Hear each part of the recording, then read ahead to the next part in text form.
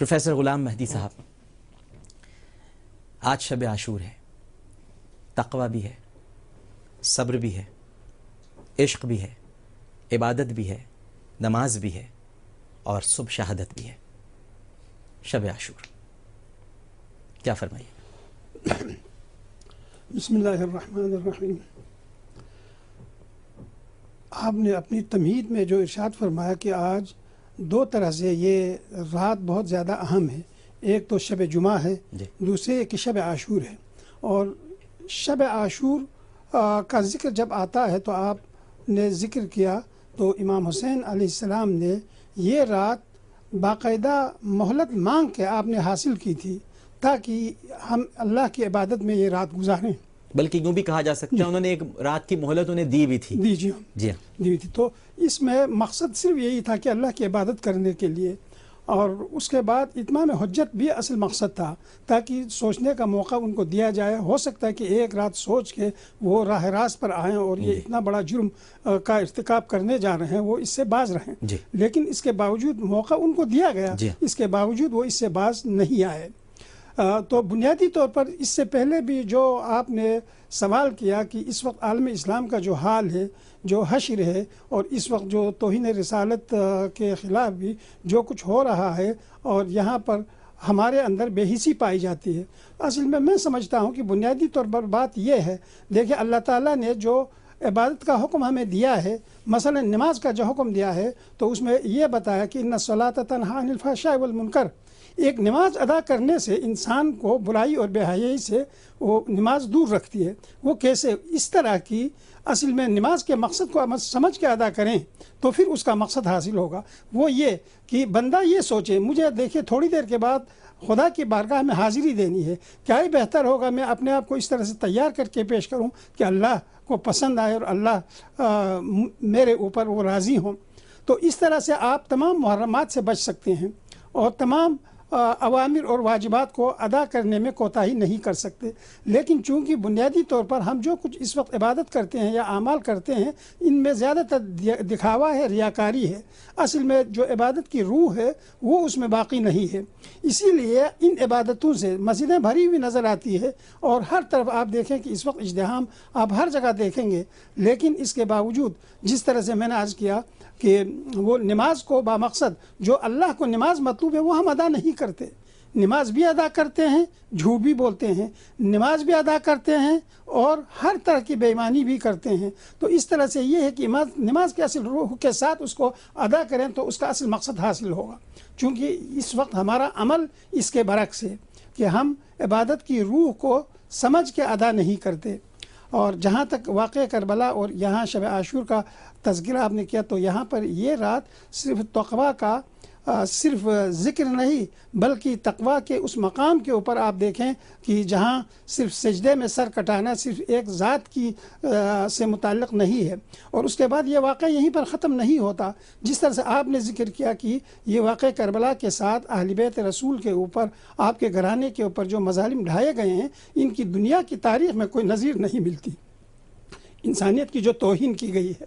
تو اس طرح سے آپ نے اس کو جو توہین رسالت کا بڑا واقعہ آپ نے قرار دیا، واقعی توہین رسالت کے سوا اور کیا ہے کہ اس میں رسول کا کلمہ پڑھنے والے اس کے نواسے کا گلا کاٹیں، اس کے خاندان کو، اس کے گھرانے کو بے پردہ کریں، اور یہ اس گردن کو کاٹ ڈالیں جسے رسول چوما کرتے تھے جہاں۔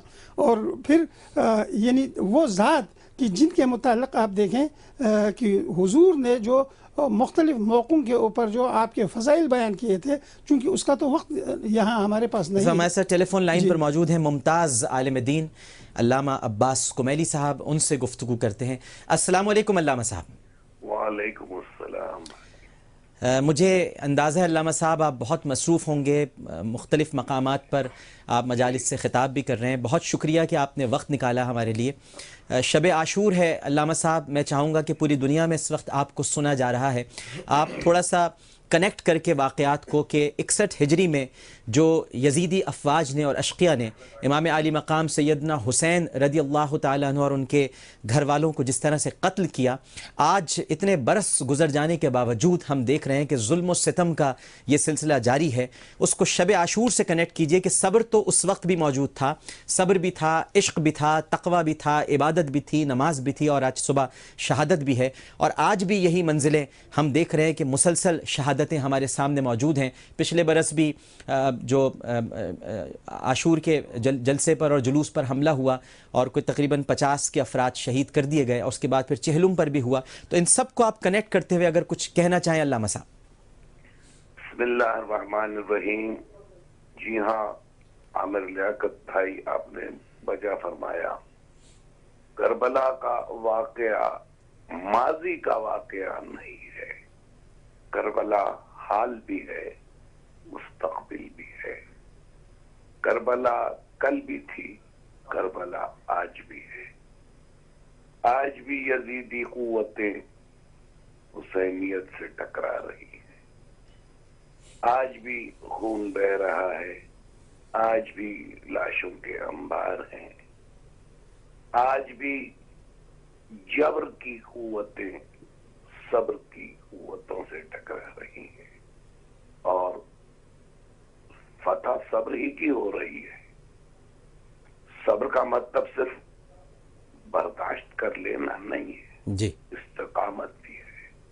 استقامت بڑی چیز ہے، راہ حق پر قائم رہنا اور ہر حال میں قائم رہنا، ایک قدم پیچھے نہ ہٹے، یہ کربلا کا درس ہے۔ بے شک یہ کربلا کا درس ہے۔ ظلم کے ساتھ کمپرومائز نہیں ہے، ظلم کے آگے گھٹنے ٹیکنا نہیں ہے، ظلم کی بیعت نہیں ہے۔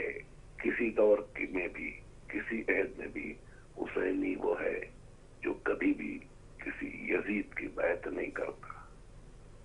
آج بھی ساری دنیا میں ایک محشر بپا ہے، ظالم قوتیں حق کو مٹانا اور دبانا چاہتی ہیں، لیکن حق ظاہر ہے کہ دبنے کے لیے نہیں آیا ہے، حق ابھرنے کے لیے آیا ہے، اور حق اپنے آپ کو منوا رہا ہے۔ حسینیت سارے دنیا میں، سارے جہاں میں سرخرو ہو رہی ہے، حسینیت کا علم سربلند ہو رہا ہے، اور یزیدی قوتوں کو سارے جہاں میں رسوائی ہو رہی ہے، ذلت ہو رہی ہے، شکست ہو رہی ہے، اور یقیناً وہ دن آئے گا اور عنقریب آئے گا جب حسینیت کی مکمل فتح ہوگی، سارے جہاں کو حسینیت تسخیر کر لے گی۔ یہی میرا بہت شکریہ، بہت شکریہ علامہ عباس کمیلی صاحب ہم سے گفتگو کرنے کا، بڑی عنایت آپ کی، بہت مہربانی۔ ناظرین کرام، یہاں ایک چھوٹا سا وقفہ لیتے ہیں، وقفے کے بعد دوبارہ حاضر ہوں گے۔ ہمیں یقین ہے کہ آپ سب لوگ ہمارے ساتھ ہی رہیں گے۔ السلام علیکم ورحمۃ اللہ۔